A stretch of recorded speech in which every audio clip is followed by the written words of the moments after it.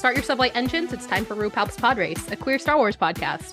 This week, we're stepping back into the High Republic Phase 2 with the first adult novel Convergence and a very special guest, the novel's author, Zoraida Córdova. My name is Mel. I use they, them pronouns. You can find me on social media at Melvin Culpa and on TikTok at Grunkle Rex. And my gender this week is they named a Star Wars character after fan. Fantu and Ziri, they have the two apartments, just like... Stop.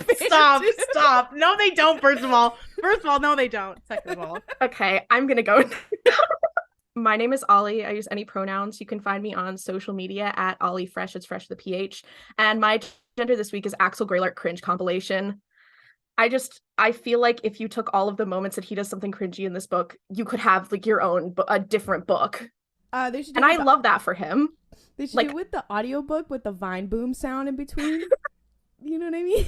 Yeah. I hate the Jedi. Boom. Hi, my name is Klaudia. My pronouns are she, her. You can find me on social media at Klaudia Says, Kaudia Says. My gender this week is also has to do with Fantu, and it is the Percy Jacksonification of Star Wars. As soon as I met that boy, I was like, that's Percy Jackson. And he's like, he likes to swim. He likes the ocean. I was like, oh, Percy Jackson. Yeah. And then I met Ziri and I was like, the Percibethification of Star Wars. I became some sort of different being when it happened. I became some sort of different person. Also, my partner is listening to Percy Jackson for the first time right now. So reading this at the same time, I was like, oh, I've become the monster. I've become some sort of inhumanly being when it occurred. So, and I am Zoraida Córdova, and my pronouns are she, her.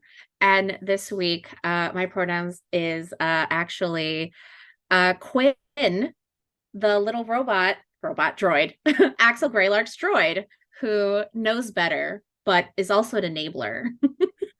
No, absolutely. So Quinn is literally an emotional support animal that's like, okay, and like it's kind of like having a cat as an emotional support animal. Like they're helpful, but like they're not gonna help you be better, to be honest. Like they're evil.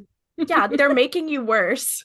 They said it's like that meme that's like, oh, I could fix him. Well, I could make him worse. That is literally Quinn. Oh my goodness. Oh, thank you guys so much for having me here. Thank you for coming on. This is very exciting. Yeah. We should also note that there are going to be, for those listening, there are going to be spoilers for Convergence. So if you have not read Convergence, come back and listen to this when you've read it. Or if you just don't care about spoilers, you're welcome to stay. But so yeah, if any of you have seen us on social media, as soon as we could talk about this book after the embargo lifted, we couldn't shut up about it. So we are very excited to talk about it today. But we wanted to start with a question we ask all the authors that come on, which is just, Zoraida, what is your background with Star Wars? Like, how did you get into it as a kid? And like, what's your general favorite part of it? Well, I've been answering this question a lot over the years. And I think that my answer sort of changes a little bit each time because I honestly don't remember. I feel like I always just was a Star Wars fan because it was always in my household. My uncles they were huge fans. My mother has always loved Arturito, right? R2D2. And so when my brother and my little brother, he's 30, but you know, he's always my little brother.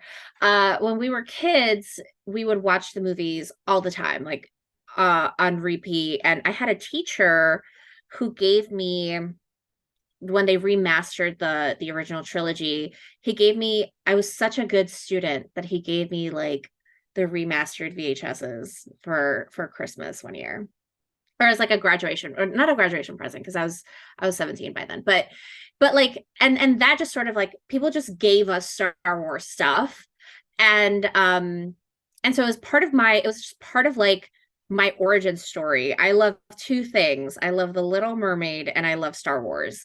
And I feel like that is my entire personality when it comes to like, when you look at my body of work, I feel like you see that those influences there for sure. but it is a constant thing. It's a world that has always engaged my imagination. I literally never imagined as a kid that I would be writing for Star Wars now, and I just feel very grateful to have been given these opportunities. Yeah, now that you mention it, I think absolutely I see the influences both here in Convergence, but also I have read Inheritance of Orchidea Divina, and that I realize I'm connecting the dots, and that is making so much more sense now. I love that. Thank you.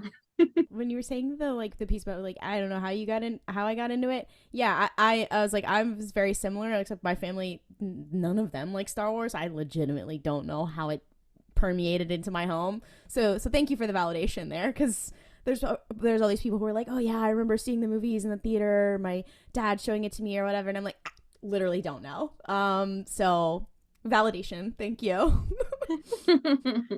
So the next question that we have is, you know, you've written for Star Wars before, but what was it like working with like the High Republic team and joining as one of like the Phase 2 authors? Like, what is the vibe there?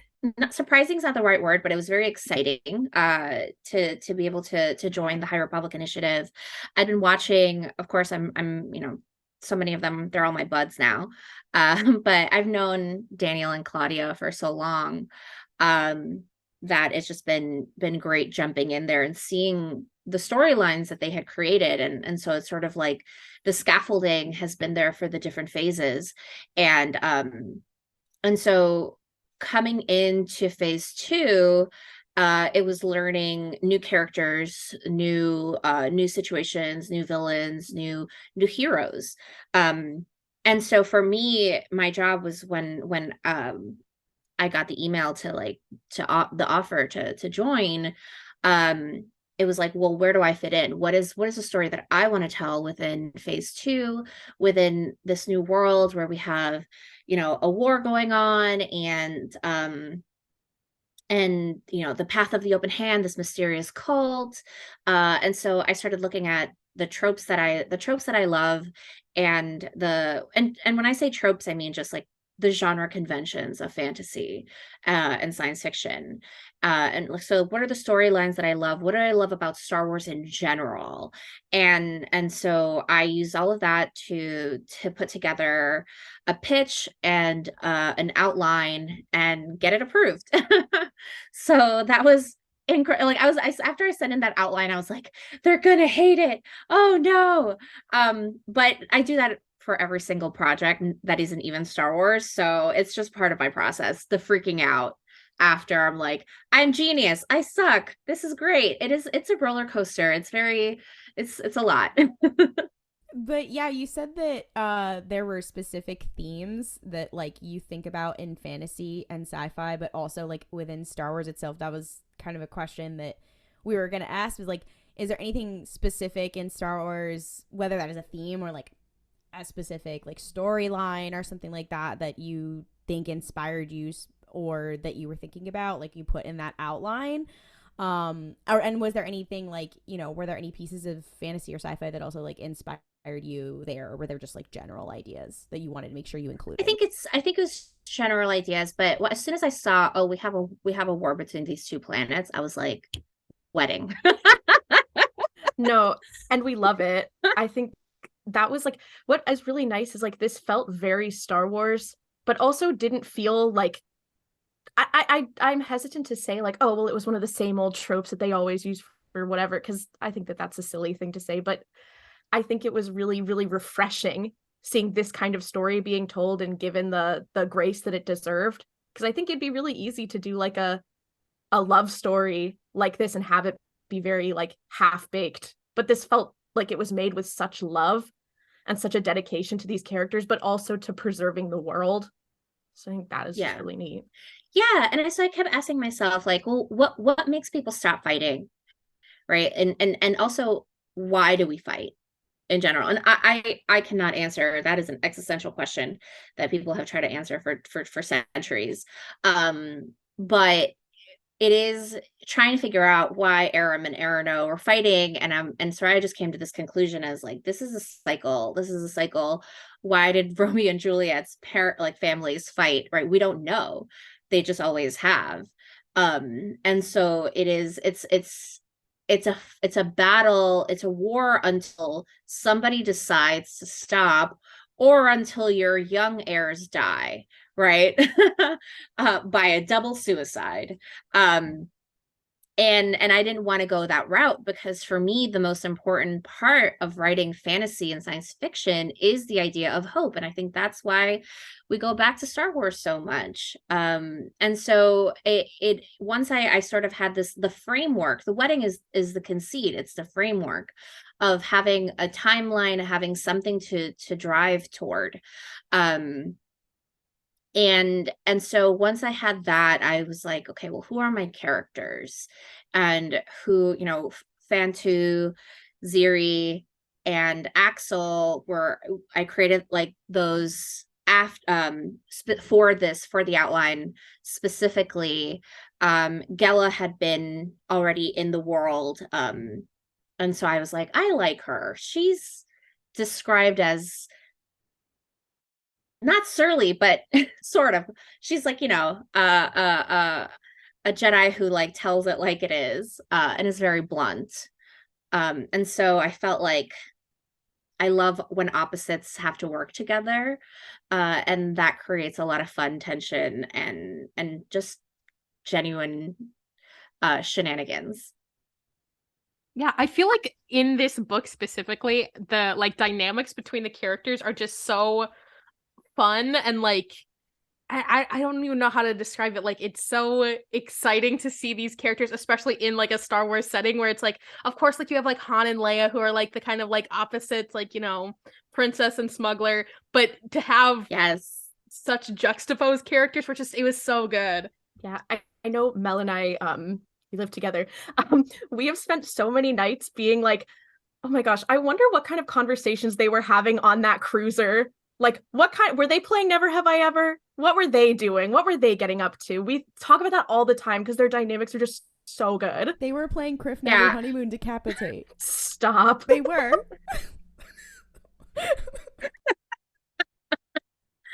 Axel is like all of them. There are some times where like I in the final later rounds of the edits I added, I was like, well, Fantu's probably looking at Axel and is like both jealous and probably is like, that is a pretty man. I too am gonna do pull-ups today, right? So true. I'm obsessed with that. Yeah. God, I love them so much. I definitely could have stayed on the barge way longer, but I was like, oh man, it's like we're never gonna get to Aram if we stay on Arano. Can we have Convergence 0.5, like the Lion King 1.5, where they like have like, okay, let's actually explore this one idea a little bit more. Yeah. Okay, Gella, truth or dare?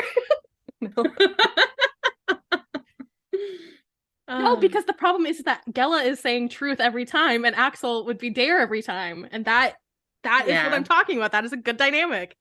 Anyways. And Ziri would be daring all the time, whereas Fantu would also be a truth teller. So true. I love that. And I feel like if you see them as just straight up archetypes, like Ziri is more like Axel in a way that their parents are both leaders, but Ziri has chosen to go in the way of like responsibility, and Axel has chosen the irresponsible route. Did you have a favorite character to write, or one that like you gravitated towards most, or maybe just gravitated towards first, or anything like that? I know you said that like Gella already existed and you were like, oh, she's interesting to me, but like, was there a specific character that you were like, I quite enjoy this one? I think that they all have different aspects that I love about reading fiction in general. You have the commander who is just trying to keep her people alive, and then you have the soft cinnamon roll boy who just wants to swim and like make his mothers proud. And then Axel, who's just likes to get in trouble just because that's just who he is. I think that chapter 5 is one of my favorite opening chapters, even though the first 5 chapters of Convergence, I had to outline them together because to me, they were like dominoes tipping each other into a different action sequence. Because you wouldn't be able to have to have them in a different order. No matter how much we tried. I was like, this is the order that these chapters have to be in, and this is the order that their introductions have to be. And so that was my favorite part for sure. I have a lot of favorite parts, but but I'll I'll stick with that.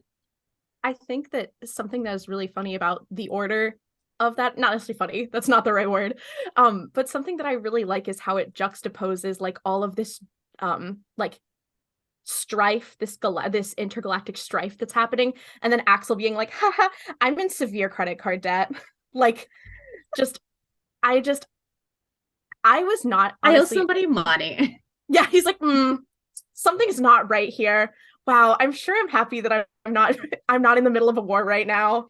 Oh, mother, what was that? No. Which mother was he talking about though? Ooh, see, truly. No, it's just that I love the like how all of the characters are introduced, and it really, as you were saying, like it really goes to like these opposite kind of characters with very opposite thought processes and very opposite like goals, suddenly all finding this commonality between them. And like the opening illustrates that so well. Like, you know what you're getting when you start reading the book, which I adore. I just kind of wanted to talk a little bit about Ziri and Fantu for a moment, because I deeply love their love story. And you know, we see a lot of love stories in Star Wars, but they feel different. How did other love stories in Star Wars impact, if at all, how you developed their kind of dynamic and like the story, their overall arc? Were there any inspirations outside of Star Wars? Outside of Star Wars, I mean, you know, I'm a romance writer. And so I think I just spend a lot of my time reading other romances, and you know, everyone from Adriana Herrera, Alexis Daria, all the Latina romance authors. And I think that there's something really difficult about making two people like each other on the page. Because it's not like in movies where, like, you know, you see them look at each other, you see them brush hands. And I think that I feel like romance on the page is so much harder. And so I try to just read as much. I'm an input kind of writer where I need a lot of input of other literature and other movies, TV, etc. So I just spend a lot of time revisiting old favorites, in addition to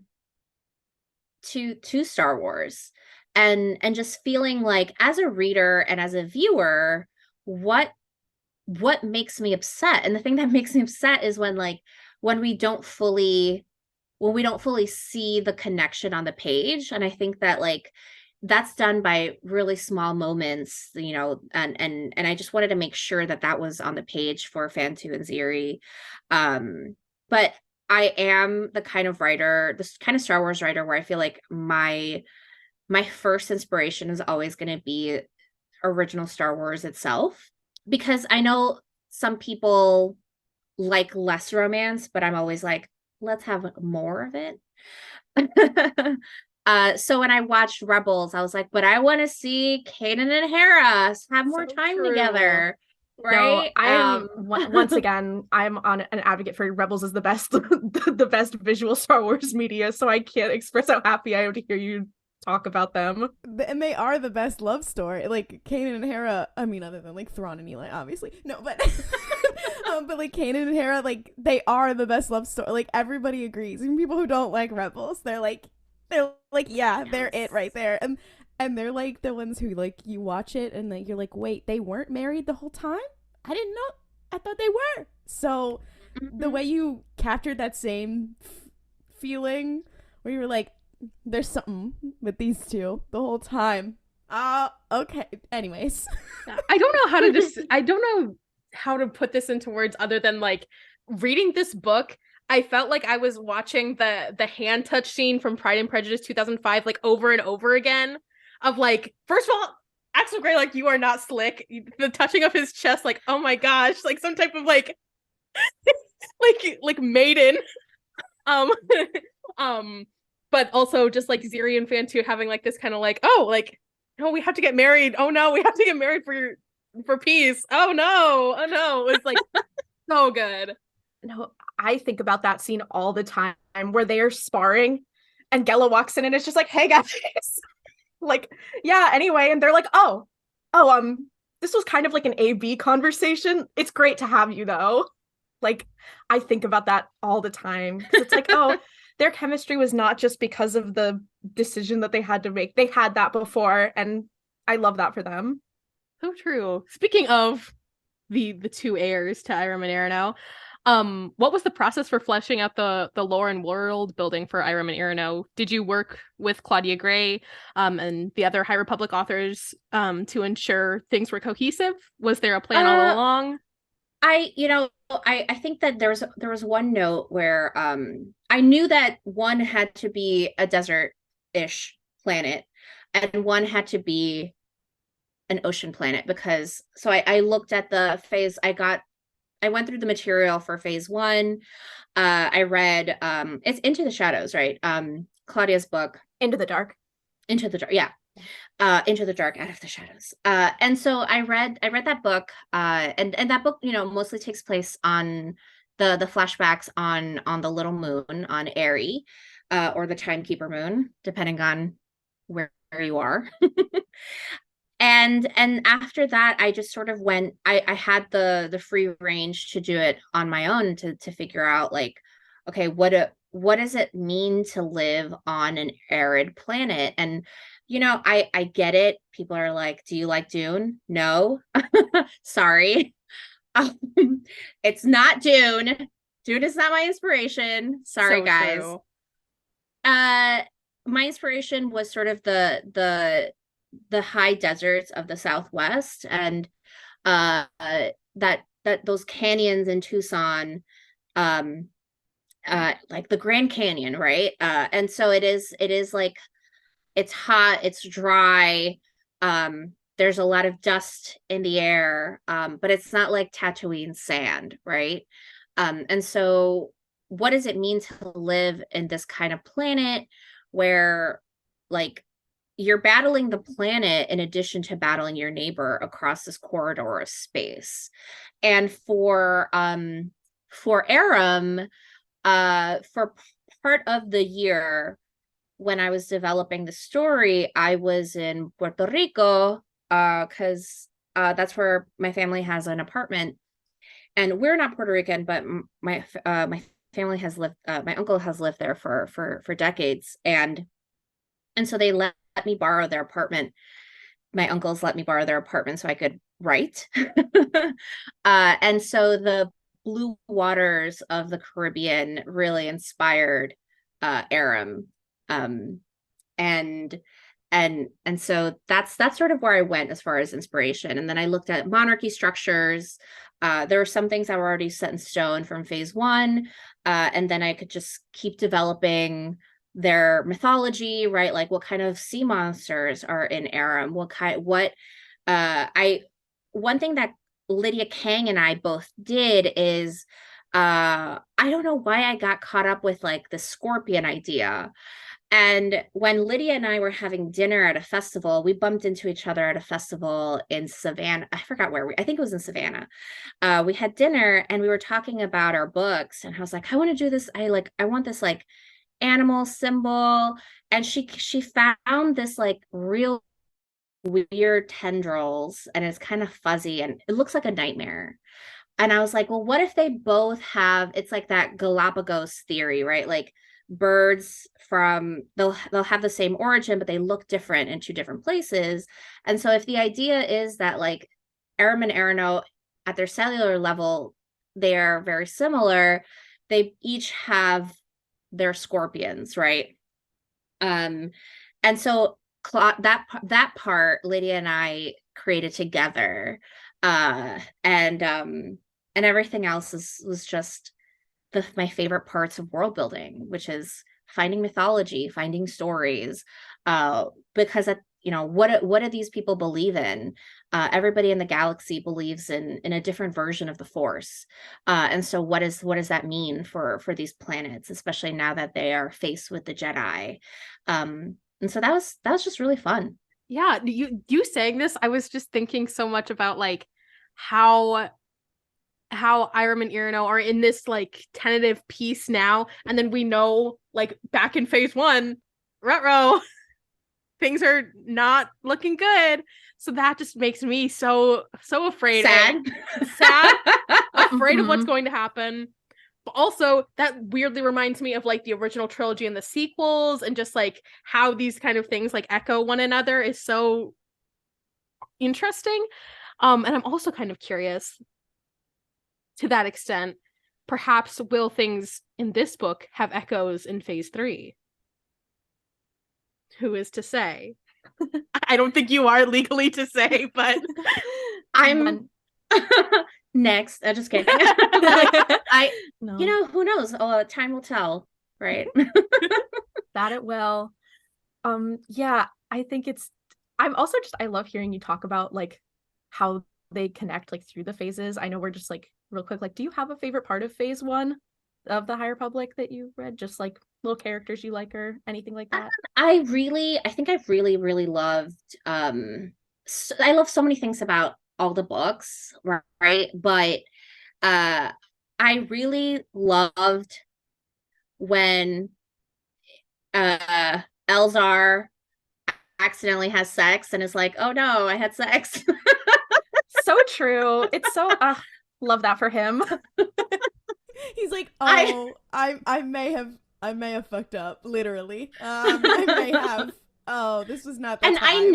I know I should give like a serious professional answer, but it was just so refreshing. And also I could hear it in Cav's voice, right? Like as if he's narrating. And I was like, this is just such a fun moment because it sort of humanizes the Jedi, right? And then there's something really beautiful about Claudia's opening sequence in the third Delbray.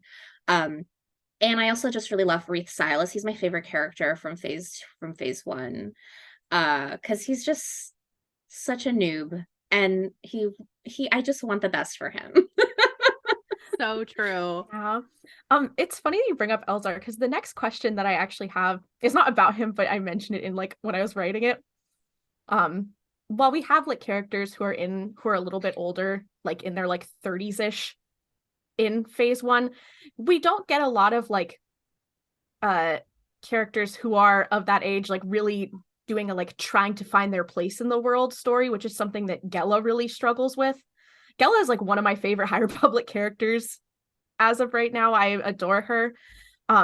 But a lot of the times the stories and the feelings that she is going through are reserved for younger characters, even like adult-centric stories.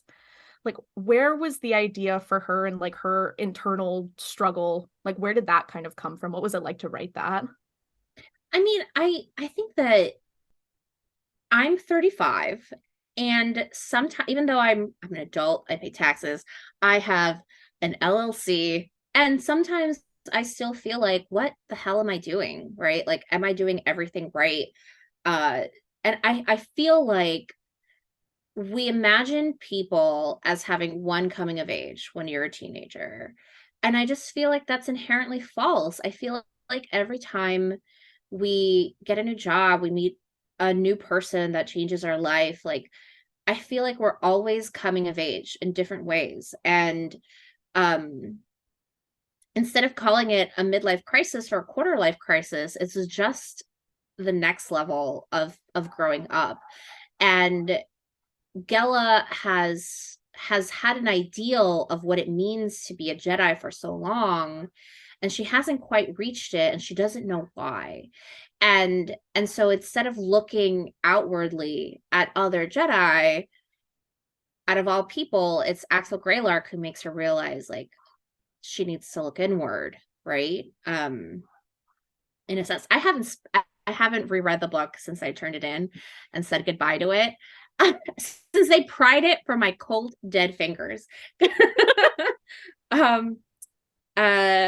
And so I, that was like my last idea of her when, after I, hit that last send, was sort of envisioning her as like, as we're always growing. And I feel like, it's never too late. Like, you don't reach 27 and you're like, well, I'm done growing up now.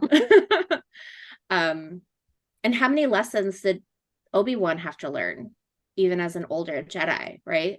And so looking at that, I think that's a really like it's a really refreshing thing. I think we've like seen more of it in recent times, but it's always like very exciting to see that kind of story. Speaking of Gella, was it like intentional? I'm sure it was, but Gella and Axel kind of represent two different paths for dealing with like trauma, because Gella is like losing her Pathfinder team with whatever happened there, and Axel losing his father. And to me, it always seems like they're both internalizing it, but they're both expressing it in very different ways. Like, were they developed as almost mirrors for each other? Yes.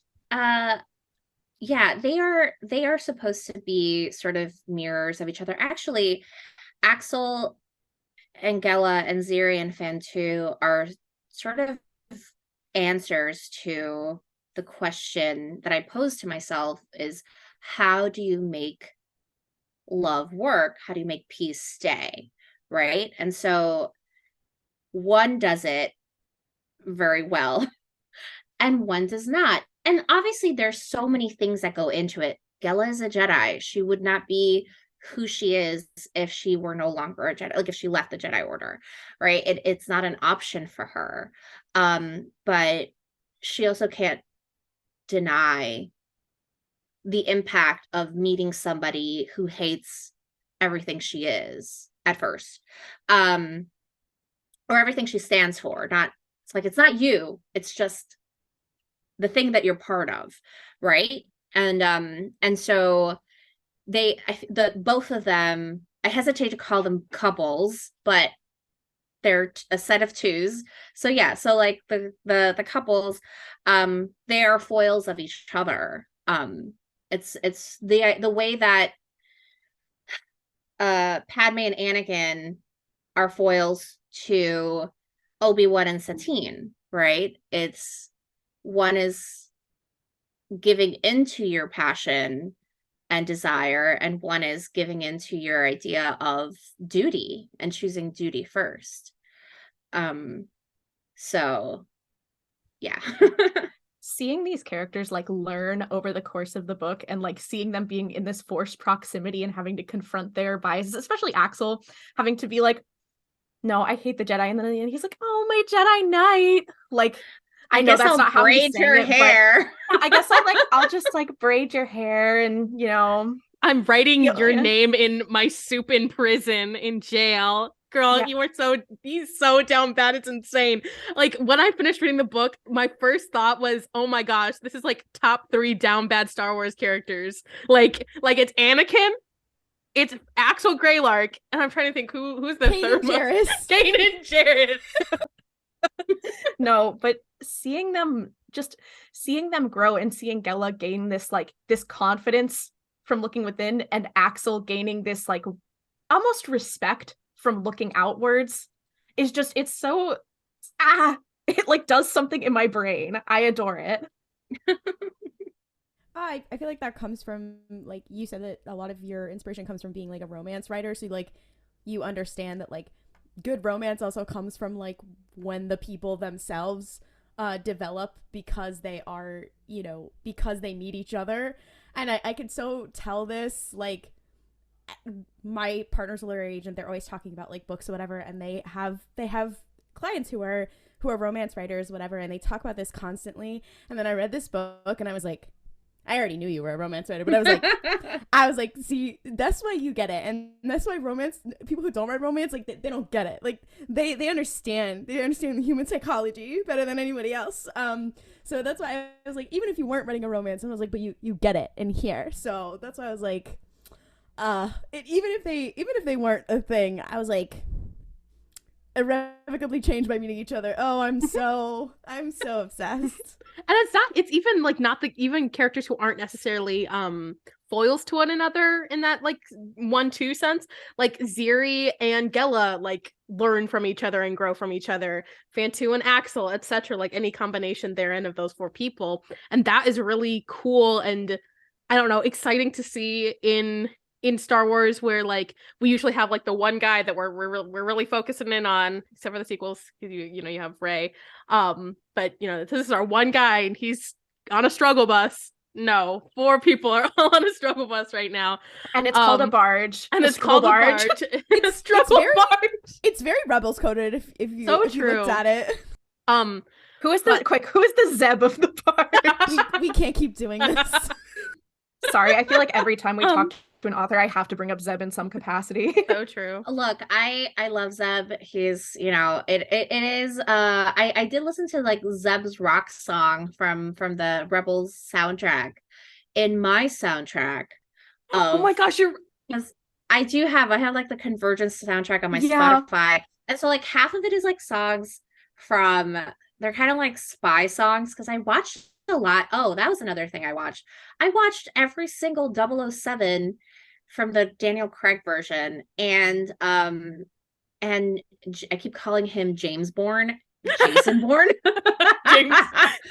It's like Hellfire Born, but it's James Hellfire Bourne. Born. It's James Bourne.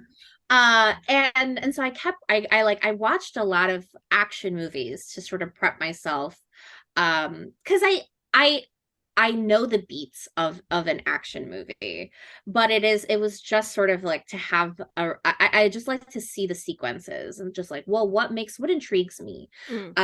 Yeah. And so, yeah. You know what? Actually, when you say that, thinking about that, the scene where Axel gets in the bar fight, like where they're like attacking him, that does feel very much like a Daniel Craig, James Bond, like sequence. Like I can completely see that in that directorial style. That's really interesting. Mm-hmm. I love that. I have listened to your Convergence playlist. I will confess we also have about 8 million, my favorite of which being called Meow Meow Boy Behind Bars, about Axel Grayler, what he's listening to in jail, his jail playlist. There's a lot of NSYNC on there. He's going through something. Yes, I did listen to that playlist a couple of weeks ago. Oh my gosh. I had it earmarked. And so somebody was like, well, why is I bust the windows out your car on your Convergence playlist? And I was like, well, it's for when Gella's mad. Finally, when is it the Glee version? What? Glee version? The Klaudia version. No, Klaudia, no. I feel like she would be one of those people who's like, listen, it's not a good show, but they do some kick. No, because Gella Nattai is a recovering Gleek if I've ever seen one. To be quite honest, though, I fear. Yeah.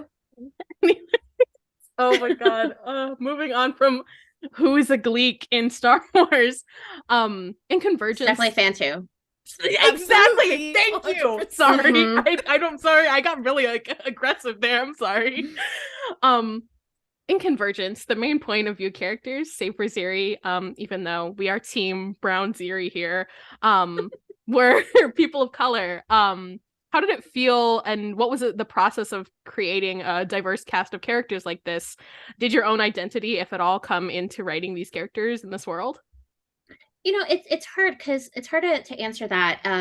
I've actually had this conversation with Daniel a lot on another my podcast, Deadline City. We talked about sort of like race coding. Like, how do you code for race when Latin America doesn't exist, right? So like, can you have Latinos in space without Latin America? And I'm like, yeah, we can figure it out.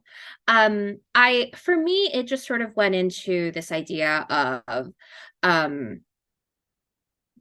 what I just write the world as I see it. I know we're in a galaxy far, far away, but if our world is just like one planet and we have so many different kinds of people, then it just makes sense that a galaxy with millions and millions of planets also has a lot of different kinds of people.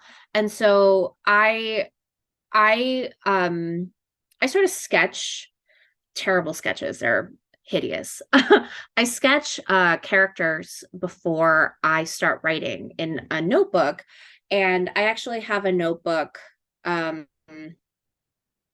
what for each book that I start, and it's covered in stickers. My Convergence notebook has like a Ben Solo with his little torn up sweater. Oh my God. I remember yeah, I remember you posting that on Twitter and being like, "Oh my gosh, it's happening! I love this." And I just have a lot of Star Wars stickers. It's just part of my process, right? And so I sketch out what I think this person looks like in my head. I don't usually pick actors because it's not that I don't watch a lot of TV, it's like I just don't really retain a lot of information. My brain is spaghetti, especially after this pandemic.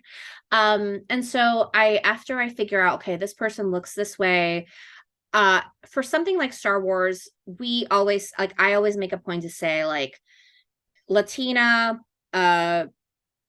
indigenous coded or Afro-Latina coded or something like that, right? Because especially in Latin America, we have so many different kinds of people, right? Like Latino is not a race. It's a geographical area, and so like if I want somebody to look a certain way, I say like they look this way. For Axel specifically, I was watching Wheel of Time and I was like, Daniel Henney's so handsome. And so I sort of pictured a younger Daniel Henney when I was, because when they're like, well, what does Axel look like, send us some reference photos. I was like, if Lux Bonteri and and Daniel Henney got a baby. Oh my God. I was not expecting a Lux Bonteri poll, but I'm so just like his, he's like from the core world and has like dresses very nicely. He's a rich galaxy boy. So in that sense, right, like I was like, give him nice clothes like Lux. But Lux Bonteri wishes he was Axel Greylark. Let's just get that out of the way. Did he read historical RPF about Axel Greylark? No. I think he did. No. Claudia, step away. But so all of that to say, the part of my identity that comes into this book is sort of the idea of migration. Because I immigrated to the United States when I was a kid. I think I was like 5 or 6, and when I finally immigrated for good, I'd come to visit my grandmother, a few years. She'd been here since the 80s. But there's this idea of people migrating in the Star Wars universe. We don't call it that, right? Sometimes we just say refugees, but nobody says immigration in Star Wars. And that is technically like what's happening, right? Like if your planet, when the Empire is displacing people, all of these people have to go somewhere. So they go to another planet. They populate the nearest place that will take them in. Leia is shepherding refugees all over the place in different books and extra media that we've gotten from there. And so for me, it was important to show, even in characters like Iana per se, who's the Quarren, not Quarren, sorry, the Mancala character, when they get to Ziggy's pub in Arano, talks about like, I had to go because my planet is at war, so where do I go? But then I got here and this planet is at war, so where do you go in the galaxy that is safe? And so this idea of safety, just, you know, I could think about myself, even though, you know, I have a very boring immigration story, right? Like, we left Ecuador, came to Queens, and that's it. But there are a lot of people in the world that that's not the case for them, and they can't leave, or they're forced to go. And so I think that those themes are in Star Wars from day one, right? From A New Hope. And I can't escape that, and I don't think I could write around it, because I think it's a reality, no matter where you go, whether it's fiction or our world. And so it was just really important to me to write a realistic story, and that just includes everyone. It includes everybody. Absolutely. And I'm thinking about kind of what you've said there, and in relation to like Fantu's story, because I thought that was really special and like something that we both have seen in Star Wars before. Obviously, adoption is a huge theme in Star Wars, huge trope. You see it all the time, but specifically just like how his story of like, yes, I am adopted, but like, I'm going to acknowledge like, yeah, I had a family before I was adopted into this into this family, and you know how he deals with that, and that is a lot to think about, much to think about. Mm-hmm. Yeah. We just have one more question left today. And I guess I feel like we've talked so much about so many things, but is there anything in Convergence that you're surprised people picked up on, or anything that you maybe hoped they would but you haven't seen anyone talk about yet? So anything fun like that? You know, I'm glad I'm glad that people picked up on Axel and Gella's feelings. Because this, you know, my editor did say, I was like, this book has so many feelings. It's and I'm like, yeah, it does. Everyone feels like that is a Convergence story. And so that has actually been surprising, that people have been really receptive to. Almost a lot of, I don't go looking for reviews because I love myself too much. I of course appreciate everyone who's reviewing, and you know that's important for all writers, but I do think, you know, I do respect that that's like a reviewer reader's place, and it's not for me to be like, okay, unless I'm invited into it, right? Like this. I was really surprised, pleasantly surprised, that people have reacted well to all of the emotion in this Star Wars book, because I mean there's fighting and lightsaber action, and I really love, one thing that I would love to see, I would just love to see fan art. There are a couple of scenes where I'm just like, you know, I should commission a fan art for this. One of my most delightful parts of writing the scenes that I was writing was when they go to the asteroid and they go to the Rusty Rancor, and she's like, you're not a Jedi, what is this happening? And that, you know, that scene was a lot of fun. I want to see, there's like the wedding dress, but then the dress she walks out in when she's first like, so what if we got married? Because they're like, everyone's like, why is she dressed to the nines? What's going on? Like, I need to see that outfit, or just like that scene, because I feel like, I don't know, I know that's a whole sleigh. So So true. I think then this is something actually one of our other friends of the podcast, so sorry, Julia Christine 77 on TikTok, she was talking about in her kind of thoughts about this book, is that it feels very mythic. It feels like this is a story that is told later on to people to understand the nature of things, and like that that is so great. And like the imagery that this creates, the story's imagery, and then also just like, you know, these people. And it made me think about in Light of the Jedi how there's that one character right before he does pass away in a passion. He is reading a like a romance novel, and I'm like, what if that is about Ziri and Fantu? What then? What then? This is there was once a romance a long time ago. Exactly. Something I always would love that. I keep thinking, like, I know that at the end of Midnight Horizon, Yoda is telling Reath, like, oh, well, we need to look at the past before we can look to the future. And I'm just imagining Reath Silas closing a book that is Convergence of being like, wow, that was great. I'm ready to fight Markiplier Ro now. Oh my God. I love Markiplier Ro. Yeah, he is crazy. Yeah, we call him Mark here. Oh my God. I kept calling him Markion, and I was like, it's not Markion, it's Markion. Okay. Everyone says it different. So I think it's just kind of whatever floats your boat. It's like caramel or caramel. I call him Markiplier sometimes. So. Nice. Yeah. Oh, Marky. Okay. Well, with that, thank you so much for being on. We really appreciated it. This was a blast. Thank you. Thank you all for reading. I think that your comments were some of the first that I saw, and I was like, oh, finally someone likes it. Great. I can stop. I can get off Twitter now. So thank you so much. I really appreciate it. Of course. Yeah. Do you have anything else to like promote or I hope that you guys are keeping a lookout for the High Republic YA short stories that are going to come out next year. Can't tell you who I'm writing, but I'm sure you can guess. And that's gonna be a really great anthology.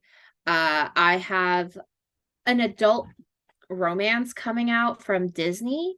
It's called Kiss the Girl, and it's a retelling of The Little Mermaid. Oh, love. I can't wait for it. Contemporary, so there's no magic. She's a singer.